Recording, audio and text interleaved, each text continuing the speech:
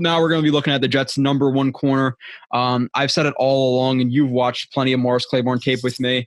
He gives me Morris Claiborne 2017 type vibes. You started watching Morris Claiborne like 2018 with me, so he was a little bit worse in 2018 than 17. But I think this year, and I already did the first 30 plays where it was before this, but bend but don't break. There's some definite problems that he does. You're going to see it right on this play. He's one of those guys, Marcus, who will get up and press, and he consistently soft shoes. He doesn't really like to get hands on. And he always is going to throw out for most times it is just to get back into his back pedal. But even when he is trying to press, he will just throw a false step up instead of like a kick step, which we've talked about before. Like coaches teach that kick step just to balance yourself out. You want to react to a kick step instead of a false step, and his weight going on his heels. But this is actually a good rep from him mostly. But I'll play it out and then let you watch it here. The one good thing I do like his physicality. I like his length. Obviously like him getting his hand onto the shoulder of Hopkins.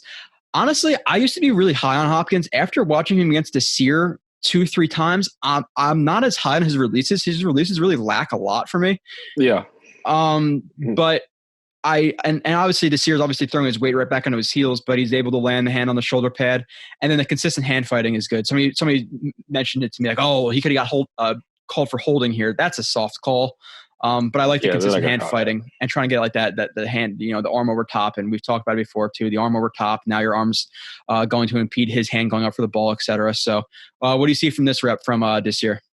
Yeah, I mean, the rep's actually not bad. The only thing that I would say is because, I mean, honestly, as I started to work on it more, I actually started to play, a little bit like this, even if it wasn't, this bunch set or, this tight split by the wide receivers. Mm-hmm.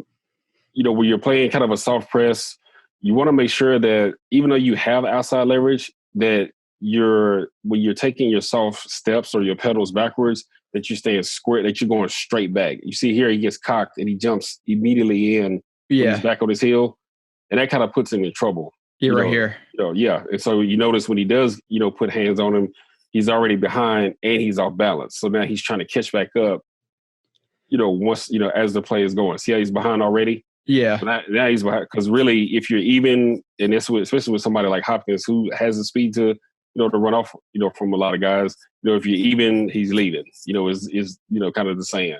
So he's off balance because he's on his heels. Would like to see him stay a little bit more square, going straight back. And then now he can just move laterally and be, more on that top shoulder of the wide receiver and have a better angle, and probably have a chance to play for, make a play on the ball, to tell you the truth. Plus, you can squeeze, he has a chance to squeeze Hopkins more to the sideline than he's doing. The ball takes Hopkins to the sideline, not Desir. So, and now he's just hand fighting, now he's in the trail position. So once he gets behind immediately, just because, and I know it's little, but just that little jump inside or that little cock inside will put you behind and put you in trouble. But like you said, I like his length, and because he is long, he can cheat a little bit, which, I did that, I picked my spots when I did it, but you can cheat every now and then in doing this because you're long enough to be able to still be within where the ball is going to drop, depending on what route you're getting.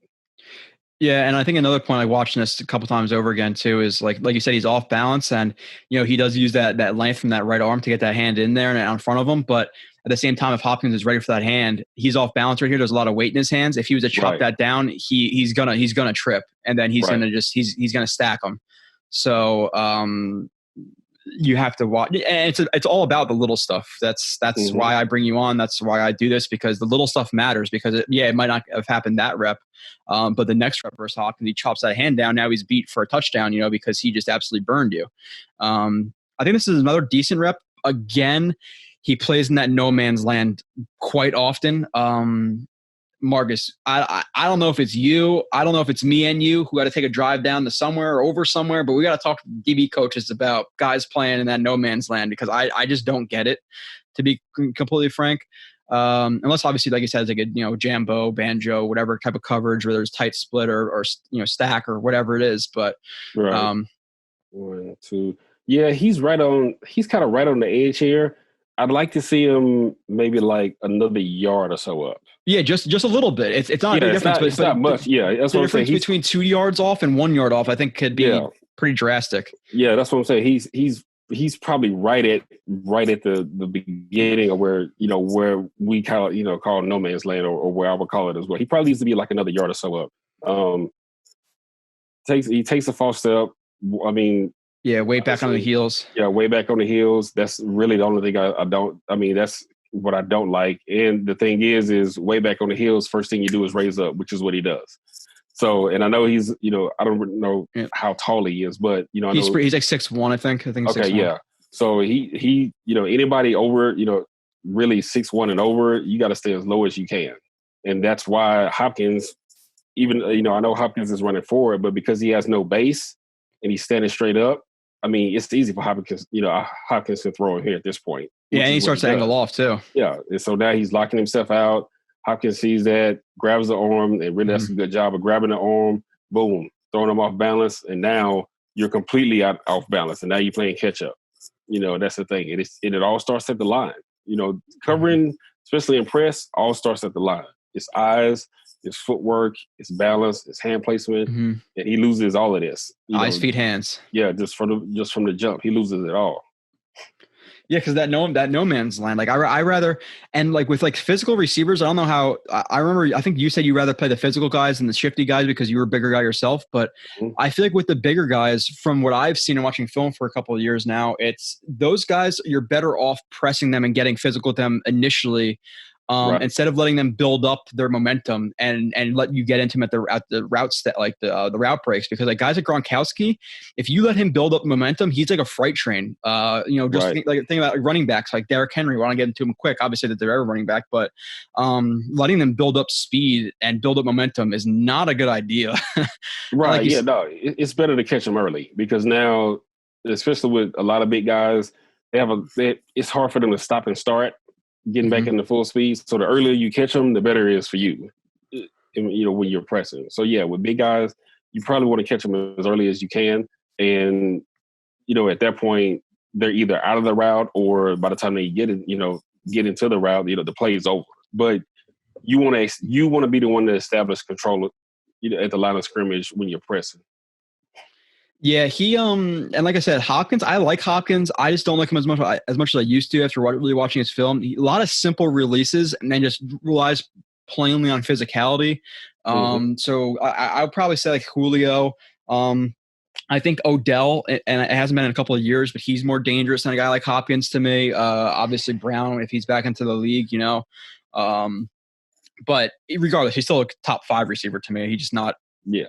Maybe 1 or 2 like he used to be after really watching him, which is why you should watch film and why people should watch film before establishing opinions on people. But top of the screen, again, a little bit of no man's land. The ball is at the 27. He's at the 25, a little bit behind the 25.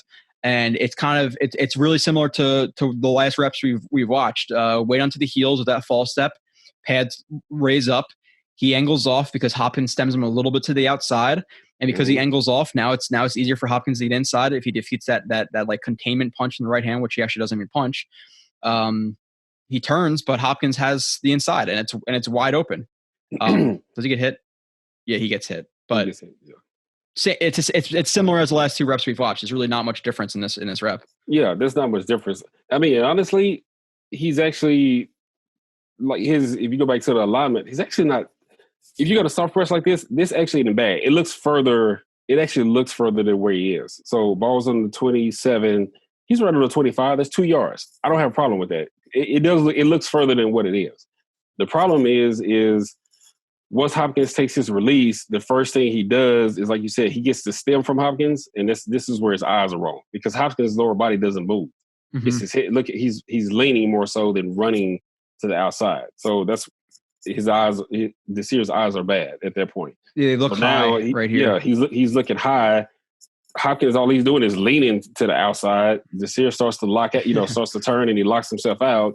Hopkins is just, okay, well, let me straighten up, and I'm gonna run this in cut. And so now you're locked out. So now, obviously, you're playing catch up, trying to turn. And then once he turns, the first thing he does is look back at the quarterback and then try to chase Hopkins. This is just the point of having bad eyes, as opposed to staying square, looking at his belt buckle, reading his hips. Because at that point, like you said, Hopkins had simple releases. All he had to do was stay square and shuffle laterally, and he would have been all over the route. It would have been a dead route at that point. Yeah, and and I mentioned that in my weaknesses. I didn't do the weaknesses this week because I did it. If you want to go back, you can listen. Obviously not you, but if other people haven't caught that, obviously this is it's part 2 of the Desir review. I said that when he gets beat, his eyes immediately go back to the quarterback, which is an issue in itself. There were some plays I saw that he could have made up ground because while Desir isn't necessarily the fastest, like top speed athlete in terms of his twitch and short area explosion type deal, I think he's pretty athletic in that sense. And I think for how big he is, he's pretty fluid. I don't know if we're going to see a great example of that, upcoming, but that is one of his issues.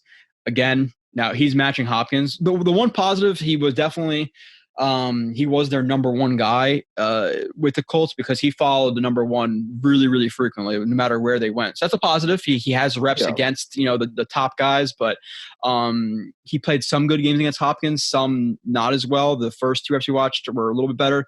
This one's again 3 yards off. Looks like heads up to outside, which I'm obviously heads up to outside for a slot is fine, at least in my opinion.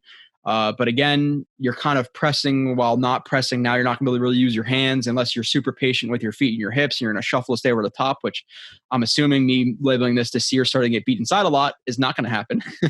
Right. So let's it's really similar.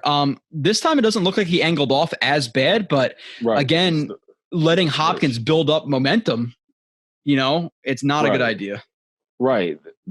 Where he gets in trouble here is he stays square. That part is good. Mm-hmm. Right here, he should be punching a lot earlier. Like he's waiting too late. Hopkins is already on his toes now and getting ready to go into the route. You gotta, when you're soft pressing like this, he's good being patient. But at this point is where you gotta punch or at least try to get your hands on him. You can't let him get into your body and then get into the route. So here, the feet and the patience were good, but he didn't throw his hands, and disturb the route early enough like he should have. He waited till too late to Hopkins to get into his body. Now, I'm not 100% sure, but it does look like his eyes are back to the quarterback again here, which could be an issue. But again, like I said, like I feel like if he was to, and even like, so he does that little false step. He's not completely off balance here, and he does get it. He pops up a little bit, but it's not like terribly off balance. But like you said, right. You need to throw a punch. Like you can't just consistently press and just not get your hands on. Then just play off and take your read steps. Even though I know the read steps from the slot's a little bit more difficult. Right. But at the same time, you got to do something against Hopkins. Obviously, he gets beat right there. Now it's 3rd and 1 instead of hopefully 3rd and 11. So moving on again, and I feel like. When's the last time I did a review where we were really positive on a guy? I don't remember when it was. I know it's been a minute. Yeah, I don't do these reviews to be negative on guys. I just want to give my honest opinions of guys. Like that's why Greg Dortch didn't work out. Ashton Davis might not work out. I hope he does. He's raw. Desir, there's Jets fans who think he's like a legit number 1, and Bless Austin's gonna be legit number 2. He's not a legit number 1. I think he's like a decent to below average number 2. I don't think you've seen enough film to agree with me there, Marcus, yet. But